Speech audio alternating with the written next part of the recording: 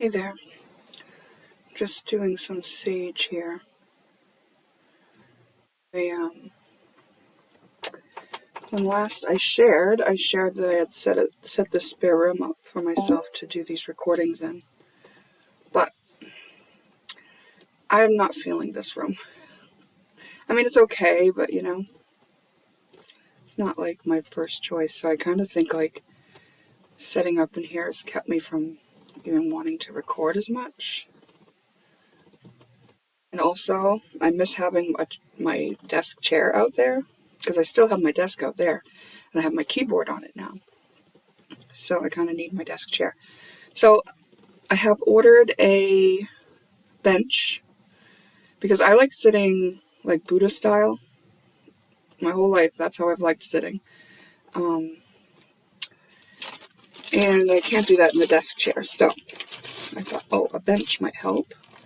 And then I was thinking, well, in the spring, I'll be able to open the windows up in here. It'll be much better then. So if I can just get through until then, I think it'll be all right. So we'll see how that goes. For now, just burning a little bit of sage and then some Palo Santo before we get started.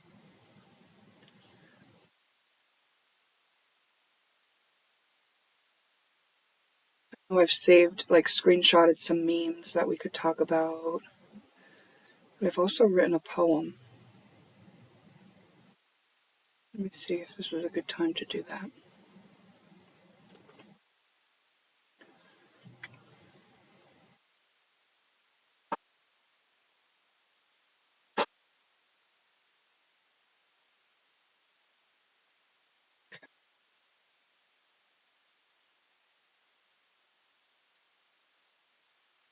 Out of my face a little bit.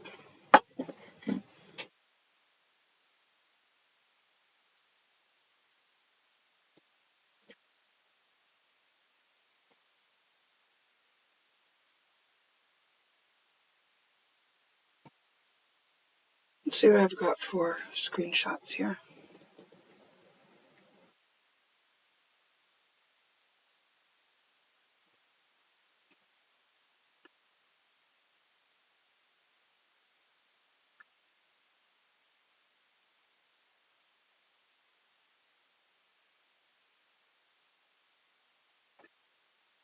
Sometimes your inability to let go is your intuition trying to tell you that you haven't extracted yet the wisdom from the wound. To be honest, I didn't screenshot this to talk about and share a contrary opinion of. I screenshotted this for myself because it felt like, I guess, validation, and I didn't realize I needed to just take the step to validate myself on that yet. And so it was nice to have that, like, right in my face there through reading it. But I'm just going to talk about this, and if I end up feeling too vulnerable, maybe I won't share it, but I'm going to give it a try. So I've been through this whole situation that I haven't really been able to talk about with people because they just wouldn't understand it. It's a spiritual thing. And I used to try to talk to my life coach about it, but I got to a point where I didn't feel like she could really even understand because she couldn't relate. So it felt more uncomfortable than comforting to discuss with her and try to, like, get to the bottom of it. Because I remember one time I was sharing with her about the situation, and I was like, I just can't let this go, and I'm trying so hard to let it go, and it's been years now, and I just want this gone, and I'm begging, and I just don't know how to make it go, and, like, there must be something left for me to do in it, and I just don't know what it is. And her advice, which was helpful at the time, but it was just basically like, well, then maybe you just need to let it be there. So that right there eliminated the resistance I had to it, which immediately made me feel better, right? So I was like, oh yeah, I'll just let this be here. Immediately I felt no more resistance, so no more discomfort. And there was honestly months more of it. It's still not gone. But I stopped resisting it. And I started like just letting it be part of my process. And what it is a connection with a person that I encountered in this lifetime, and whom we just had fairly superficial interactions in the 3D, much more intense, maybe bond on a soul level. And as it has been reverberating in my mind and in my energy for years now, since then.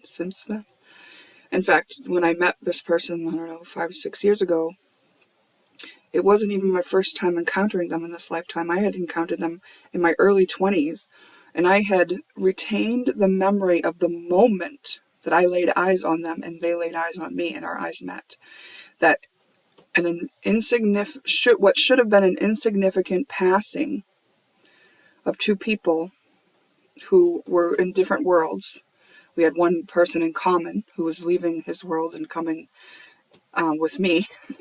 And our eyes meet. And I retained the memory of what that felt like up until 20-something years later when I encounter him again. So 24 or something years. I don't know exactly because I can't remember the age I was. It's confusing for that back then, but yeah, more than 20 years. So it was, I wasn't on a spiritual journey back then. And, when I was in my early 20s. So, I didn't compute it as anything to think about or talk about, It wasn't like that. It was just in the back of my head, made a mark in me that I would later recall when I met this person later. And just be like, oh, I remember the moment I first laid eyes on you. I remember it. And that's weird, That's weird for me to remember the moment that I laid eyes on you earlier on, 20-something years ago. So, anyways, I got this reading that told me, or suggested that I should share what I went through. And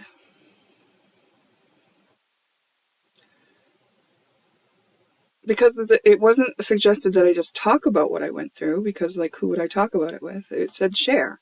And when I hear the word share, I think share on my channel. Because it is a spiritual thing that's been happening. I know that. And so when we say sometimes the inability to let go is your intuition trying to tell you that you haven't extracted yet the wisdom from the wound. Since I first encountered this person, we didn't stay in each other's lives, but I had all the memories of the experiences that I had with them, right? And I also could feel their energy. Since that time when I was introduced to them later in my life, in my 40s, I could feel their energy. I knew what their energy signature felt like. I knew who it belonged to because I had been in their presence physically, and I knew what they felt like physically. And then when I was apart from them, I knew that feeling. It's a distinct feeling that person is. Their energy. I could feel it when we were apart, and even after we were apart for years and hadn't encountered each other, maybe just in passing vehicles or something like that. But so throughout the experiences I had with them in the 3D plus the etheric energy encounters, I would get activated into different wounding patterns. Say, for instance, if their energy came towards me and was feeling like a comfort because it was with me at maybe a time of difficulty or something, and then would leave and then be cold and then not respond, then I would get activated into my abandonment wound. And the abandonment wound, of course, was rooted in childhood from actually being abandoned, right? Because, I lost my father when I was young. And I was put into foster care, and I was also put in the care of an aunt in infancy. So a few different times, allowed a rooted abandonment wound in my subconscious, which could get activated. And because I had already gotten to a point where I knew how to heal when I encountered this person later in life, I would just go to work healing the wounds that would become active through interacting with their energy and through the remembrance, or through even just interacting with them at first, and then through the remembrance of interacting with them, and then through the interacting with their energy signature, their energy, their essence. So this isn't something that I could share with just anybody, because they would think I was crazy, right? And even my life coach, I think, just thought that I was just kind of like in limerence, you know? I don't think that not that she was bad or trying to do a disservice to me. I just don't think, without experiencing it, that someone would really get it. Like, I just don't know how they would. It was, there were even moments for me where I was like, am I just imagining this? And I would just always be shown, like, no, you are not, because I would ask my cards, and it would give me confirmations that this is something I was meant to engage with. And there would come points where I would be like, I want this gone. I don't want to be haunted by this person anymore. Like, because it just felt hot and cold, and like they were never actually going to show up in my reality, so why did I have to interact with their energy, kind of thing. But what those were showing me was like traits of my personality that weren't really me, because those were traits based in attachment, like needing a certain outcome, expectations of that this meant that this person was going to show up and be in my life, or anything like that, So it was like chances to heal attachment, expectation, self-confidence issues, low self-esteem issues that were all activated, because if there was a tendency for me to tell myself, oh, it's because he didn't find me attractive, or he, just didn't think I was a quality person, or whatever, then that showed me where I was lacking my own self-esteem, right? Where I would let myself tell myself a story that it was my fault. So over the years, it wasn't for nothing that I did all this, right? And it was, to be honest, without this experience of encountering this person in this lifetime, I wouldn't have been able to clear up what I've cleared up in my own energy, and in the way of a bunch of subconscious coping mechanisms that were centered around not allowing me to feel certain pains anymore, and coping in certain ways that were unhealthy for me and others, like codependency, like people pleasing, or like just having walls up, and like having expectations and being attached to an outcome, and looking outside of myself for reassurance and validation, and needing to prove myself to anyone, and all these things. I mean, so many big, valuable things. And so on the one hand, it's like, okay, well, as a spiritual thing, that's what's happening. It served a very good purpose, right? So even if it didn't end in us coming together or something like that, like, what a beautiful gift, right? That's what I had come to, right? But then after that, and trust me, there was so many times over the years that I begged God to just like let me be done with it. Didn't want this in my life anymore. But, eventually came to the point where I was thankful for it, having had the experiences. And then after that, I felt like, okay, this is over now. It's closed. I'm moving on. It came back. It just kept coming back. and by this time, I was at the point where I was just allowing it to be there. But I was a little bit hesitant to engage with it too, because I was like, is this going to pull me back into those obsessive times when I had to heal obsession in me, because I would be obsessively looking for his energy because it felt so good. And I had already healed that, but I was like, did I heal it? I don't want to like look at this because I don't want to get pulled into it again. And it was a terrible place to be, right? But then I was like, okay, well, I'm going to look at it, and I'm going to engage with it and see if I do get addicted. And I was like, oh, okay, cool. I'm not addicted. I'm actually my own person still, and I can engage with that energy as if it's like a friend that I'm having a conversation with, that where I don't have to be glued to, and I don't have to update about everything that happens in my life, and I don't need them to reassure me about anything, in my life or theirs. Like, it was like, oh, cool. Like, and so I've allowed myself to engage with the energy on those terms, and this person is not in my life in 3D at this time, and I don't carry expectations for it, although I feel like I have been warned that this is probably going to happen. But I'm also wise enough now to know that, like, people have free will. So even if God wanted it to happen, some people can hold themselves off from God's wishes for themselves for a long time. It is possible. So, but at the same time, I do have faith in this soul that they're finding their way, and through whatever means they need to, and that they have their own things to heal.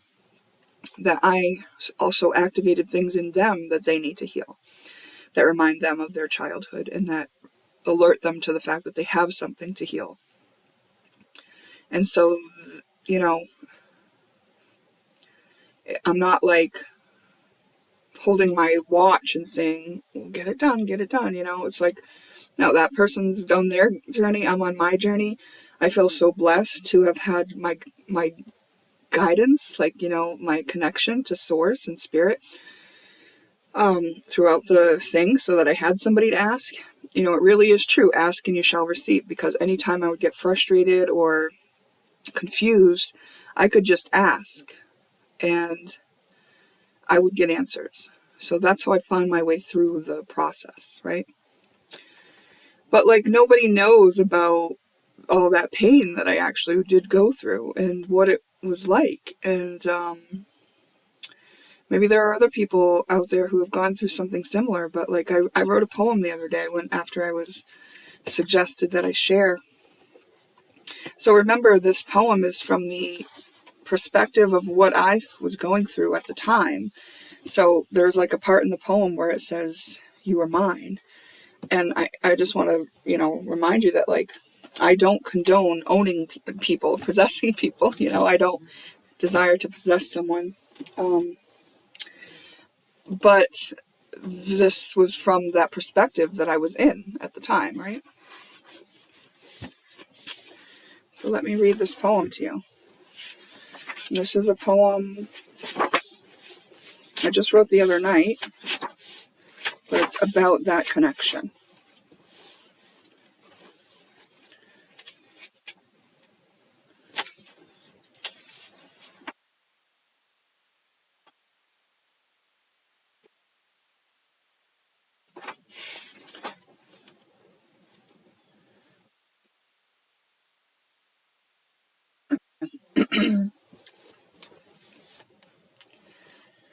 I saw you there, across the barroom.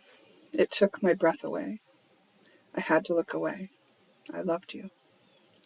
I felt so naked, raw, and insignificant, because I knew you were not there for me, but you were mine. I knew it down deep in my soul, but you didn't recognize. So I must have been crazy to hold my breath waiting for you to get it, knowing you would, thinking there was no way you couldn't, but you didn't. And I slipped away into the night, where another day turned into another year. You played the field. I cried a lot. I didn't even know most of the time what I was crying for. So I looked in the mirror. I dissected my psyche. I tried to scrape off the knowing of you and me. I drove myself crazy, thinking about you constantly while trying to get you out of my head, wishing to forget you finally while knowing I had no regrets, because you were mine. I knew it had been in another lifetime. I knew we lived and died and swore commitment would override any separation we could endure. But you forgot me, and I couldn't get you out of my head. You were the one for me, and I was left feeling crazy instead. You were everything to me, and I hadn't even been in your bed. You were everything, and I begged God to help me get you out of my head, because it was crazy to hold on to you. No longer mine. Didn't know who I was. Couldn't make you remember us. I love you.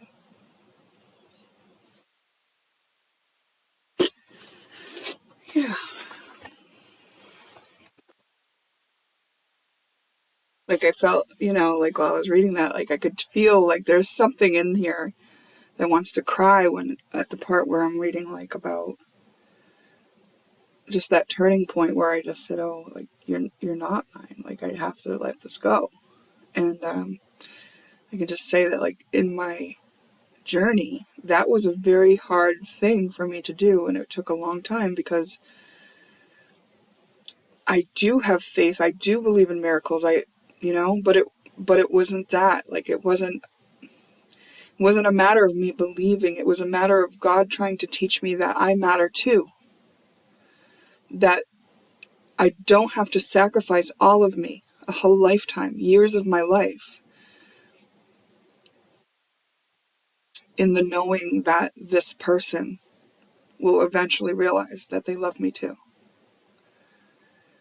And that what real love is the holding space for someone, the not possessing someone, the knowing that this wonderful experience of being on earth is something that they're free to have too, that they're free to experience their free will, and that all the experiences that they're having mean something to them, as much as mine have meant to me, and as much as my free will means to me. And what love is acceptance, it's understanding, it's compassion, it's like, okay, that soul is someone that I have a bond with on a soul level, and their experience right now has them, in the density, because it's in the density where we can't see, right? We don't know our spiritual connection.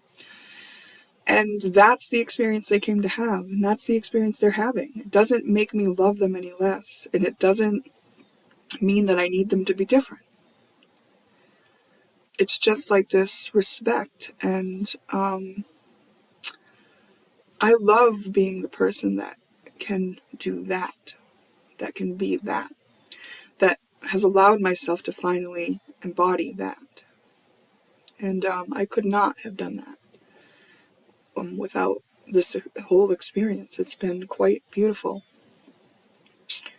And and I don't know if there are other people who could understand it. I don't know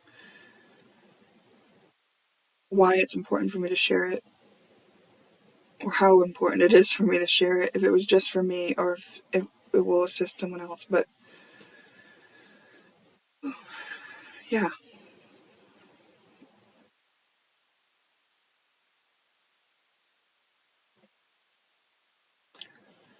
that's an experience that I had, a spiritual experience which got me very far on this journey, and allowed me to see so many of my shadows that were buried so deep. And then I got to heal in the comfort of my hermit mode, that I was sort of like exiled, and that I used that space to heal. And I did it to such a degree that I cleared a lot of what I was not, to allow myself to be who I am. I mean, Like, I don't know what kind of experiences in life could do this for a person other than that, right? Like, because it seems like such a genius plan, as far as waking up goes. Unless you're going to have an instant awakening, which, I've already had my Kundalini rise, this was years ago. Before I met this man, had my Kundalini rose. Mere months before. So, it was just part of the process that happens in this spiritual journey. And that's just how my experience went. And I don't think everyone's has to go like that. I'm definitely not sharing because I think this is how everyone's experience goes or anything even close. I don't know. I haven't heard people talking about this like that. I've heard people talk about the twin flame journey and how, you're destined to be together and you got to clear all your karma. And like, you could kind of put that template over this, what I experienced, but I don't want to. Just kind of like throwing that away, right? And because there's just like no way for me to know for sure. Let's see. I just thought, well, let's ask. What did I never ask? Wow. Okay. I'm looking for my answers deck. Answers deck. Where are you at?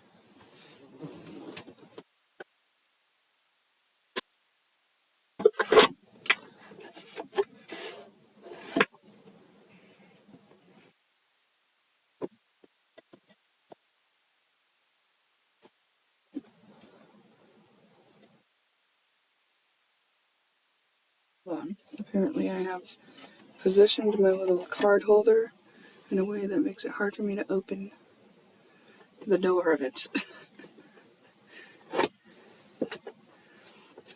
By the way, my photos here are not crooked. My laptop is.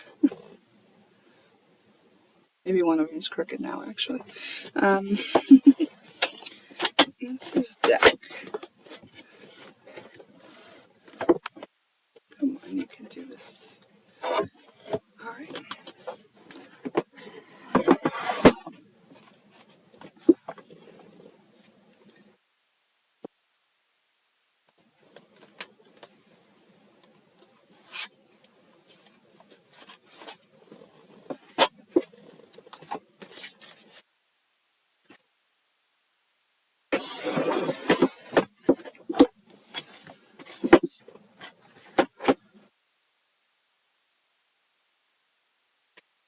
Answers deck.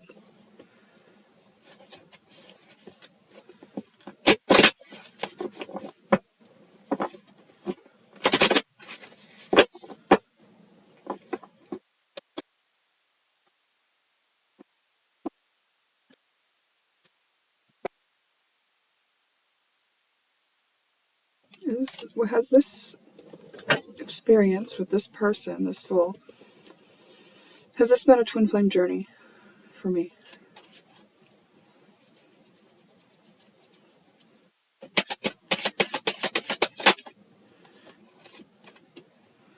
Both choices are good. And when I was shuffling, I heard it depends on how you want to define it. So, it's like, what's a twin flame journey to you is basically what's being said here, right? It's like you can call it that or you don't have to call it that. It's like, that's not the important part. It's not the important part. So I feel like maybe I should add this onto the twin flame segments of the alchemy readings. I'm not sure. You'll know where I've tagged it on when you... Okay, it's going by. You'll know where I tagged it on when you click on this. So, meanwhile, I've got this reading. So I dealt out a Hermes reading recently. There was going to be 3 picks. I started recording. I recorded the first pile, and then my phone, not my regular phone, my other phone, ran out of room. I have a recording phone, and then I have my regular phone that I carry.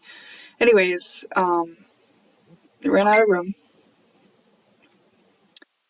And then I was like, oh, I don't really have the energy to like deal with getting room on this phone right now. And then so I got discouraged and I didn't record the rest of the readings, right?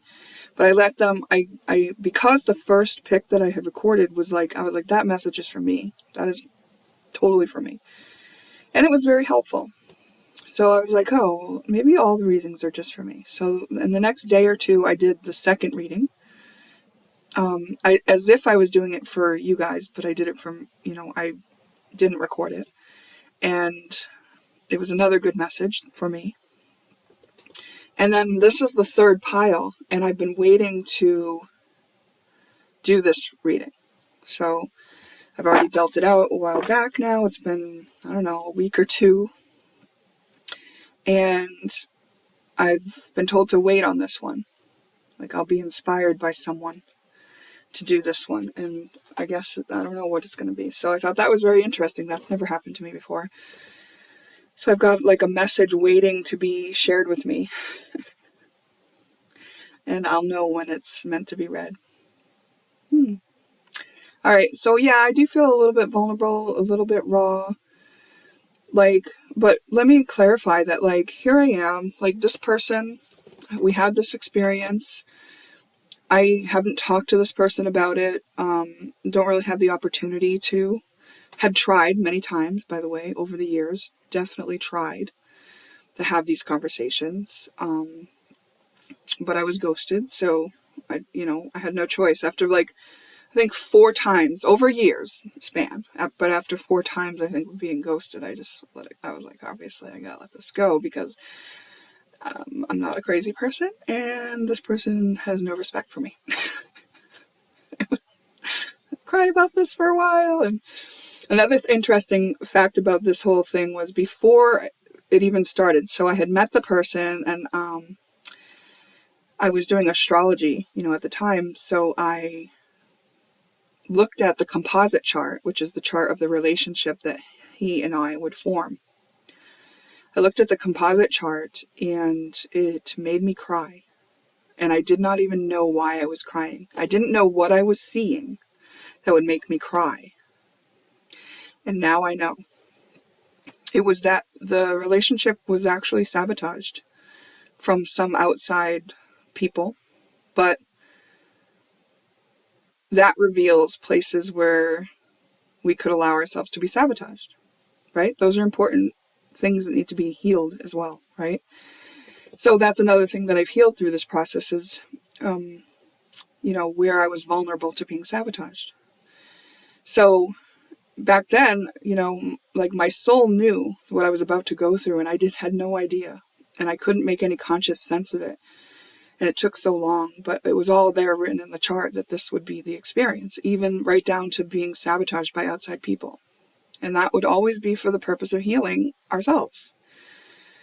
So it's quite crazy, right? But what a strong person I have found myself to be through this process, through just being faced with so much vulnerability in myself and just choosing to actually face it and not run away from it and not, suppress, deny it, or whatever else you can do, project it. A lot of times through the process, it was me projecting onto him. I would be projecting something that I could take care of in me onto him, and I would just see it in him instead of me. And so that's what happens in these journeys, in these relationships with people. It's a mirror. So a lot of times when you're blaming the other person or pinning some sort of trait or something on the other person, it's about actually turning inward and looking for that thing in you. And I did that. I looked for it in me. Sometimes it would be my cards that would alert me to the fact that, hello, you're projecting. And I'd be like, oh, am I? Felt so justified there. Yeah, well, that's a clue. Anytime we feel justified, that's our ego. Okay. So this was also me disassembling these ego structures that were limiting me in life. Keeping me in low self-esteem and lacking confidence and not knowing my own strength. and feeling vulnerable to things that are not actually very scary at all. Because once you face them and you go through them and you like patch up the place where you could have been vulnerable to it, it's like, oh, that's nothing. That's like I found a little tiny ant crawling on me and I just brush them off onto the ground. That's what it's like after you're healed, you know what I mean? So very worthwhile process, but very strange, right? To be put through a healing course, like an obstacle course, really, that was written in the stars and that was mostly played out etherically, but to come out the other side, an actually like integrated person who didn't have to go through the slug of actually like duking it out in an actual 3D relationship. You know, because relationships are where our stuff shows up. Anytime we're in a relationship, eventually, once the honeymoon period, you know, is over and we go back into our subconscious operating system, that's when we start getting triggered. And it's really just an opportunity to clean ourselves up. So in that way, this thing that I'm sharing could be useful for anybody because it's about just using relationship to clear up our own wounding patterns, to take back all projections, and not just on our significant other, not just on our family members, but perfect strangers often also get our projections. So I didn't just do it in this relationship, I also did it there. I also did it with my family members, I also did it with every person that I encountered. If I was projecting something out, if the moment that I felt some sort of negative emotion and I was putting it outside of myself, I alerted myself to it, took it back in. And I did this for years. And that is how I allowed my wholeness to be embodied.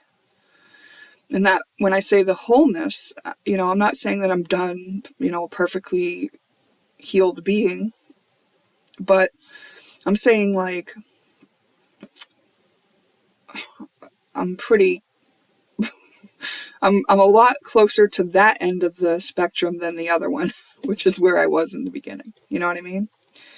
So like when I'm saying like a whole, I'm saying like this version of me is like doesn't feel bogged down, weighed down, overwhelmed by all the backlog of things that I've misunderstood in life or haven't been able to process in life. Because I have literally taken life as if it was a crash course in my own psyche and dissected it and alchemized it and got to the point where it was like, okay, and now I know who I am and I know what I'm not. And this just makes life so much easier because you don't take anything personal anymore, you know? And you can't just walk around and get triggered by just anything. It's just like, it's freedom and freedom to create. Because by this time, when you've cleared so much of what wasn't you, you're so in tune with your intuition that like, ask and you shall receive, right? Like you saw me, I was dealing the cards and I got the answer in my head because I had asked. It's like comes so quick and I can hear it so clearly now compared to what it used to be.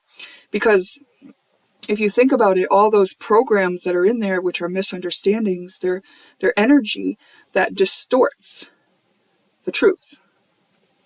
So before, I wouldn't have gotten a clear answer so quickly because it would have been a distorted answer, or I wouldn't be able to hear it, or whatever. You know what I mean? Or my interpretation of whatever was said would have been different, and it would have been off a bit. So really valuable experience that I've had.